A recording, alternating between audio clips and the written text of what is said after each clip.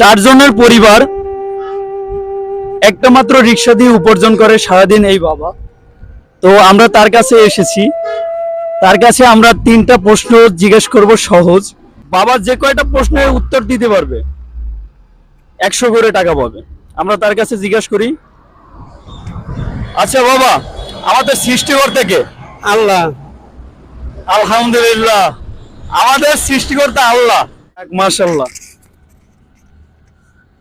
নেন আপনার পুরস্কার। এটা আর ব্যাগ দিতে হবে না।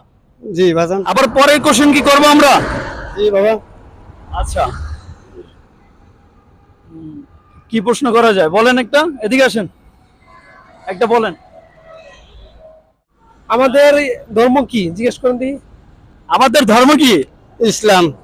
আল্লাহ, বাবা 2টা পুরস্কার পেয়ে গেলাইছে। হ্যাঁ বাবা, 200। ঠিক আছে, খুশি বাবা?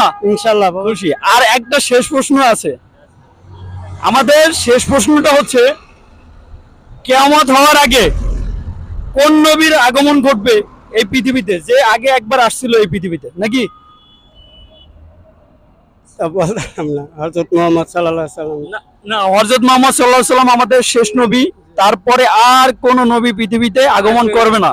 কিন্তু এই নবী একবার আসছিল, আল্লাহ তাআলা আবার তাকে আর কি পৃথিবীতে পাঠাবে কিয়ামতের আগ মুহূর্তে। পারেননি, তাই না? না বাবা। আচ্ছা আচ্ছা বাবা, আমাদের 3টা প্রশ্নের মধ্যে 2টা প্রশ্ন বাবা দিতে পেরেছে উত্তর।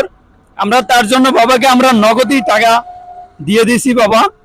তো আপনি ভালো থাকবেন আর আমাদের জন্য দোয়া করবেন যাতে সবার কাছে যাইতে পারেন। এখন কি বাসায় যাবেন? জি বাবা, বাসায় যাবো, গোসল করবো, নামাজ পড়ানো লাগবো। আজকে কি বের হইতে হবে? না, আজকে আর বাইরে না বাবা। আজকে আর বের হবে না বাবা। বাবা খুশি হয়েছেন তো বাবা? ইনশাআল্লাহ। বাবার শরীরও খারাপ লাগতেছে, এর মধ্যে আমরা আসছি। বাবার জন্য দোয়া করবেন, আমাদের জন্য সবাই দোয়া করবেন। আল্লাহ হাফেজ, আসসালামু আলাইকুম।